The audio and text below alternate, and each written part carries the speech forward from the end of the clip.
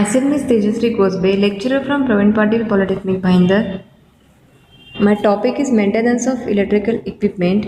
In this chapter 5 is maintenance of electrical machine installation, part 2. Learning outcomes. At the end of this video, you will learn about reconditioning of insulating material. In this, you can learn about methods of cleaning insulation and drying of insulation. So first, methods of cleaning insulation.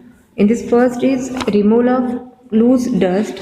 The loose dust accumulated over the surface of winding in the ventilating duct can be removed by applying compressed air at a pressure of about 2.1 to 2.8 kg per centimeter square from a portable vacuum cleaner. For this work, the person should use mask, safety goggles, etc.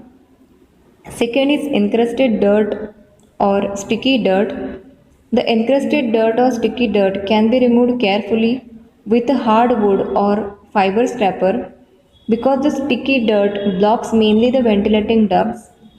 A metal scraper should not be used because it can damage the insulation. Third is oily viscous film. The oily viscous film can be removed with a piece of cheap cloth. Use approved petroleum solvent. Don't use excess petroleum solvent which may damage insulation. Remove the oily film by cloth. Fourth one is cleaning with water. Cleaning of electrical machinery with fresh water and detergent. It is recommended procedure for cleaning H-class insulation. The cleaning should be done as rapidly as possible.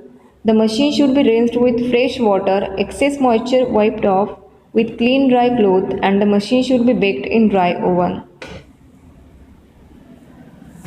Next is drying of insulation. So there are mainly two methods for drying of insulation. First one is external heat and second one is internal heat. In the first one, external heat, there are three methods. First one is baking in the oven, second by using boiler, and third by electric lamps or heaters. So first method, external heat. It is the method of drying insulation most frequently used. The various methods of applying external heat are: first is baking in the oven. It is conveniently carried out by placing the machine having winding. The winding of machine with varnish is dried in baking oven at constant temperature. The temperature is kept constant with the help of thermostatic control. Second method is by using boiler. The steam from the boiler heats up the top of the machine. The heat raises the temperature of the windings and dries the windings. The temperature of the windings is measured by thermometers attached to the coils, should not exceed 90 degrees Celsius. Third method is by electric lamps or heaters. Electric heaters are kept surrounding the machine to dry the insulation. Sometimes the heat of 200 watt, 500 watt lamp is used to dry the insulation. The drying takes place through radiation of heat. Hot air furnace can be used for bring the insulation. Next method is internal heat. The insulation of the winding can be dried with the help of heat produced in the winding by I/R laws. The DC voltage can be obtained with the help of rectifier. Low DC current is passed through the field winding and armature is short circuited. For induction motor, apply reduced voltage to stator and block the rotor such that rated current will pass through the stator. The copper losses are converted into heat which is used to dry the insulation. Even for transformer, secondary is short circuited, reduced voltage is applied to primary. The copper losses are used to heat the winding. This is the circuit diagram for block rotor test. In this diagram you can see the rotor is block and primary is connected with the supply. Next topic is revarnishing of insulation. And the first one is air dry varnish by brush, second is air dry varnish by spray, and third one is hot dip method using baking varnish. So first is air dry varnish by brush. Revarnishing for winding small machines are carried out by using air dry varnish applied by brushes. Second is air dry varnish by spray. So air dry varnish is applied by spray so that it goes into air pockets, slot gaps, voids. Third one is hot dip method using baking varnish. The wound armature, stator, rotor, etc. are heated in the baking oven at about 100 degrees Celsius for at least 1 hour so that the moisture present in it will get evaporated. It is completely immersed in varnish tank and is kept in immersed condition for at least half an hour so that the air is filled in all the air pockets in winding and slot, etc. Afterward, it is taken out and kept on iron grill for some time so that excess varnish gets drained out. It is kept in a baking oven at a temperature of 100 degrees Celsius to 110 degrees Celsius for about 4 to 8 hours so that varnish will become bone dry. So these are the method for revarnishing of insulation.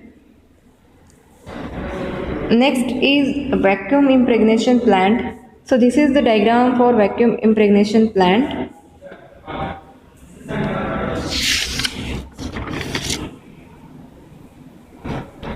So vacuum impregnation plant is a process that uses vacuum and pressure to seal porous materials with varnish or resin. The process is used primarily for high voltage motors and generators to fill gaps in material to create a void-free insulation in various devices. Industrial electromechanical equipment is designed for durability to provide reliable function and increase longevity, but each temperature, environmental factors can degrade porous metals over time. The process of impregnation seals porous materials with varnish or resin, improving the function and longevity of equipment. So next is working process. First process is preheating. Workpieces are placed in an oven and get heating up to allow moisture to evaporate. This helps the resin better penetrate the material. Next method is dry vacuum. Workpieces are removed from the oven and place it into vacuum chamber which removes air and any remaining moisture. Next is filling.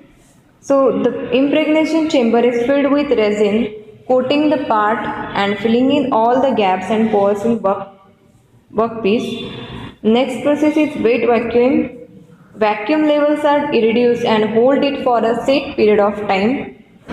Next is pressure. Increase pressure within the chamber using air compressor. This allows for even deeper penetration of the resin. Next process is draining. When the pressure, drain the chamber of excess resin and remove the workpiece. Next process is curing. Finally, the equipment is placed into an oven to cure the resin. So this is the diagram. In this diagram, you can see all the process of this varnishing.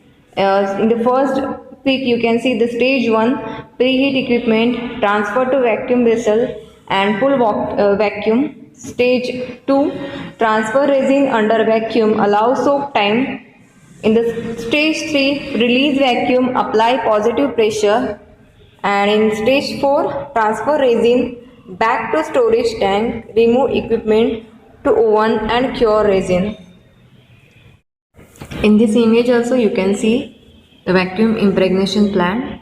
In this first is the storage tank, vacuum system and the control panel, and this is the vacuum impregnation plant. This is the actual vacuum impregnation plant. In this pic you can see the impregnation tank and the storage tank. Thank you.